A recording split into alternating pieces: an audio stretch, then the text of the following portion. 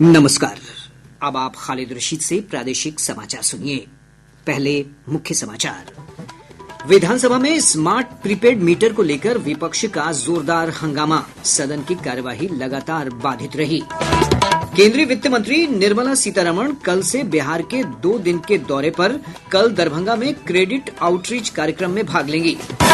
राज्य सरकार ने कहा, प्रदेश में डीएपी खाद की कोई किल्लत नहीं है।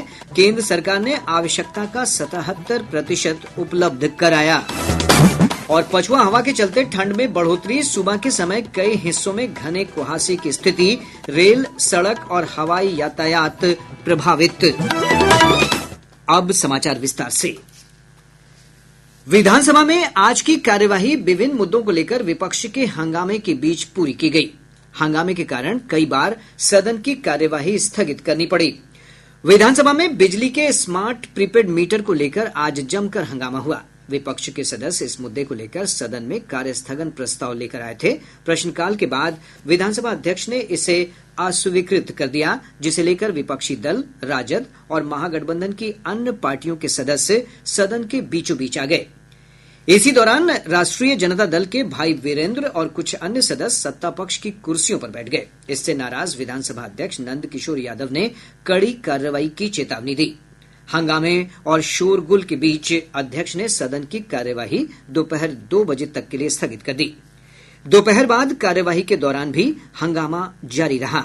हंगामे के बीच ही सदन में 32,560 करोड़ रुपए के द्वितीय अनुपूरक बजट को स्वीकृति दी गई।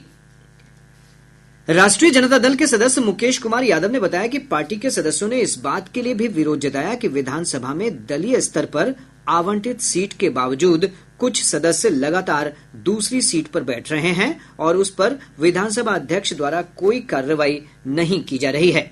उन्होंने कहा कि नियमानुसार वैसे सदस्यों की सदस्यता रद्द की जानी चाहिए थी। विधायक ने आरोप लगाया कि मौजूदा कार्यकाल में गलत परंपरा को बढ़ावा दिया जा रहा है, जिसके चलते राष्ट्रीय जनता दल के विधायक ने विधानसभा में सांकेतिक विरोध दर्ज कराया है। राज्य सरकार ने आज कहा कि प्रदेश में डीएपी खाद की कोई कमी नहीं है। विधानसभा में एक प्रश्न के उत्तर में कृषि मंत्री मंगल पांडे ने कहा कि किसानों को 15 नवंबर से 15 दिसंबर के बीच खाद की जरूरत होती है और राज्य में 1,49,000 मीट्रिक टन खाद की जरूरत है, जिसमें से 77% केंद्र सरकार ने उपलब्ध करा दिया है। केंद्रीय वित्त मंत्री निर्मला सीतारमण अपने 2 दिवसीय दौरे पर कल बिहार आ रही हैं। केंद्रीय वित्त मंत्री कल कई कार्यक्रमों में भाग लेंगी। वित्त मंत्री दरभंगा के राज मैदान में आयोजित क्रेडिट आउटरीच प्रोग्राम के तहत ऋण वितरण समारोह में भाग लेंगी। इस दौरान वे करोड़ों रुपए की ऋण का वितरण करेंगी।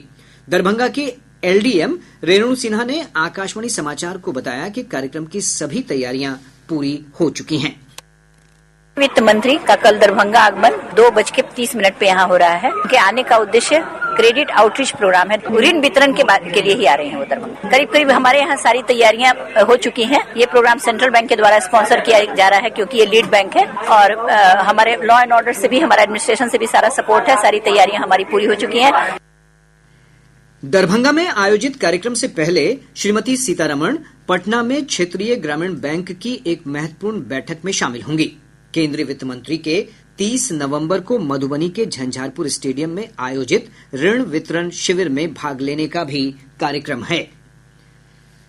लोक जनशक्ति पार्टी रामविलास के अध्यक्ष और केंद्रीय मंत्री चिराग पासवान ने कहा है कि 2025 के विधानसभा चुनाव में एनडीए को राज्य में 225 से अधिक सीटों पर जीत मिलेगी। पटना में संवाददाताओं से बातचीत में श्री पासवान ने यह दावा किया। आगामी बिहार विधानसभा का चुनाव भी है 2025 में।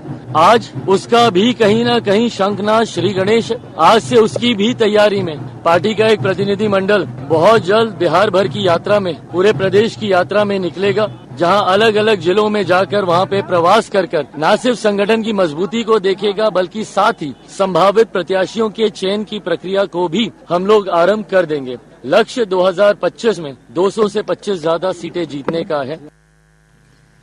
राज्यपाल राजेंद्र विश्वनाथ आर्लेकर ने आज पटना के ज्ञान भवन में 3 दिवसीय बिहार राष्ट्रीय डाक टिकट प्रदर्शनी बीपेक्स का उद्घाटन किया। राज्यपाल ने उद्घाटन समारोह को संबोधित करते हुए कहा कि डाक टिकट हमारी परंपराएं, संस्कृति और इतिहास से जुड़ने का एक अच्छा माध्यम है। उन्होंने कहा कि इसके द्वारा हम अपने अतीत में झांककर देख सकते हैं।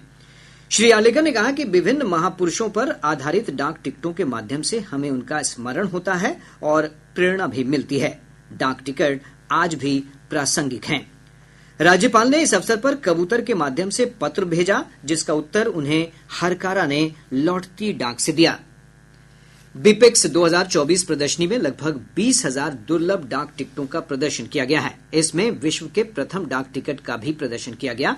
तांबे का यह टिकट बिहार के पटना से अजीमाबाद एक अन्नी और दो अन्नी के नाम से 1774 में जारी किया गया था। बिहार के मुख्य post master general Anil Kumar ने बताया कि प्रदर्शनी में देश के विभिन्न हिस्सों के 153 डाक टिकट संग्रहकर्ता और फिलाटेली के जानकार भाग ले रहे हैं। लोगों के लिए यह ज्ञान, मनोरंजन और टिकटों की रंगारंग दुनिया से परिचित होने का अवसर होगा। बिहार पूर्वी क्षेत्र के post master general Manoj Kumar ने कहा कि पोस्टल टिकट के माध्यम से ज्ञान विज्ञान की दुनिया में सैर करने का यह आयोजन अच्छा माध्यम है। डाक विभाग की पहचान डाक टिकटों से। डाक टिकट हमारा धरोहर है। देश के भी इतिहास, संस्कृति, धर्म, जनजीवन, आपका वन्य जीवन का एक प्रतीक है। इस राज्य स्तरीय डाक टिकट प्रदर्शनी में 12,000 दुर्लभ डाक टिकटों की प्रदर्शनी है, जिसमें सर्वप्रथम जारी डाक टिकट से लेकर इस साल तक जारी डाक टिकटों को लगाया गया है। कार्यक्रम में देश के विभिन्न हिस्सों से डाक टिकट संग्राहक भाग लेने पहुंचे हैं। आकाशवाणी समाचार से बातचीत में प्रदीप जैन और एपीके मलिक जैसे फिलाटेलिस्ट ने इस आयोजन की सराहना की। मेरा नाम नमन अग्रवाल है। आज के दिन में मैं बिहार पैक्स में खड़ा हूँ और जो स्टैम्प्स है, फिलाटली की इम्पोर्टेंस को दिखाने के लिए मैंने ये काउंटर लगाया है। आज के दिन में बच्चों को ये नहीं मालूम है कि फिलाटली होती क्या है, स्टैम्प कलेक्टिंग क्या होता है या फिर स्टैम्प्स क्या होता है। इनफैक्ट लोगों को ये नहीं मालूम है कि पोस्ट ऑफिस क्या है। तो आज के दिन में हमें जो फिलाटलिस्ट हैं, जो डीलर्स हैं, उनको हेल्प करनी चाहिए। बच्चों के साथ वर्कशॉप करने चाहिए, वहाँ पे स्कूल्स में उनके पास जाना चाहिए, उनको इसकी इम्पोर्टेंस बतानी चाहिए। प्रादेशिक समाचार आप आकाशवाणी पटना से सुन रहे हैं।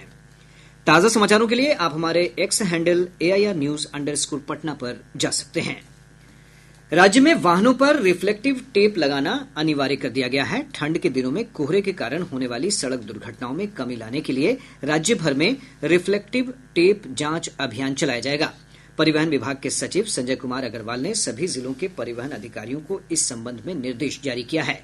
श्री अग्रवाल ने बताया कि अभियान के दौरान वाहनों में रिफ्लेक्टिव टेप लगाने और यातायात नियमों के पालन को सुनिश्चित किया जाएगा। उन्होंने कहा कि कोहरे और धुंध के कारण कम दृश्यता की स्थिति में वाहनों पर रिफ्लेक्टिव टेप लगे होने से वाहनों को दूर से ही देखा जा सकता है, जिससे अचानक टक्कर की संभावना कम होती है।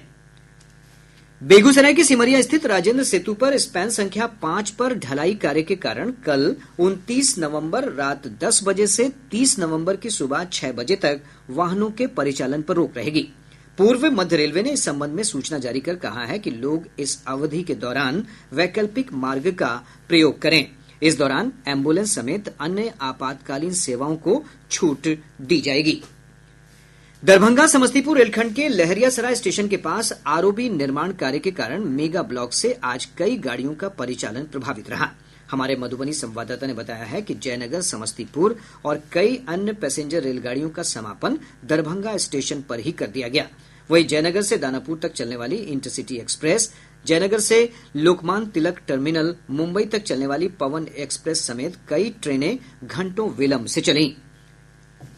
उत्तर पछुआ हवा के प्रवाह के कारण राजधानी पटना समेत प्रदेश के अधिकतर भागों में ठंड में बढ़ोतरी दर्ज की गई है। मौसम विभाग से प्राप्त जानकारी के अनुसार पिछले 24 घंटों में रोहतास जिले का डेहरी राज्य का सबसे ठंडा स्थान रहा, जहां का न्यूनतम तापमान 9.5 डिग्री सेल्सियस दर्ज किया गया। इधर घने कोहरे के कारण राज्य के विभिन्न भागों में सड़क, रेल और हवाई यातायात पर असर पड़ा है। मौसम विज्ञान केंद्र पटना के वैज्ञानिक ने बताया कि अगले 2 दिनों के दौरान ठंड में और बढ़ोतरी हो सकती है। इस दौरान सारण, मुजफ्फरपुर, वैशाली, दरभंगा, समस्तीपुर समेत राज्य के उत्तरी भागों में अनेक स्थानों पर घने स्तर का कोहरा छाया रहेगा। आज के मौसम विश्लेषण के अनुसार दक्षिण बिहार के कुछ क्षेत्रों में मध्यम एवं उच्च स्तरीय बादल देखे जा सकते हैं, अतः इस दौरान बिहार का मौसम शुष्क ही बना रहेगा। सुबह के समय अगले 2 दिनों के दौरान प्रदेश के सारण, मुजफ्फरपुर, वैशाली, दरभंगा, समस्तीपुर, सहरसा, मधेपुरा, पूर्णिया एवं भागलपुर जिलों में घना कुहासा, जबकि उत्तर बिहार के कुछ क्षेत्रों में मध्यम स्तर का कुहासा एवं प्रदेश के शेष जिलों में हल्के स्तर का कुहासा छाए रहने का पूर्वानुमान है। जमुई जिले के सोनो थाना क्षेत्र अंतर्गत डुमरी चेकपोस्ट के पास वाहन जांच के दौरान उत्पाद विभाग की टीम ने एक ट्रक से 400 किलो गांजा बरामद किया है। उत्पाद अधीक्षक सुभाष कुमार ने बताया कि झारखंड से सटे सीमा क्षेत्र में नशा मुक्ति के लिए चलाए जा रहे अभियान के तहत टीम को ये सफलता मिली है। उन्होंने बताया कि इस मामले में ट्रक के चालक को गिरफ्तार कर लिया गया है और ट्रक मालिक तथा तस्कर गिरोह के अन्य सदस्यों के बारे में जानकारी एकत्र की जा रही है। मुंगेर जिले के साथ साथ कोसी सीमांचल के विभिन्न भागों में लोगों के साथ धोखाधड़ी का आरोपी जितेंद्र कुमार राजीव ने सीजेएम कोर्ट में सरेंडर कर दिया है। पुलिस अधीक्षक सैयद इमरान मसूद ने बताया कि Jollywood music industries private limited company के इस कथित सीएमडी के खिलाफ जमालपुर थाना समेत कई थानों में मामला दर्ज है। उन्होंने बताया कि ठगी के इस आरोपी की रिमांड मांगी जाएगी और उससे पूछताछ की जाएगी।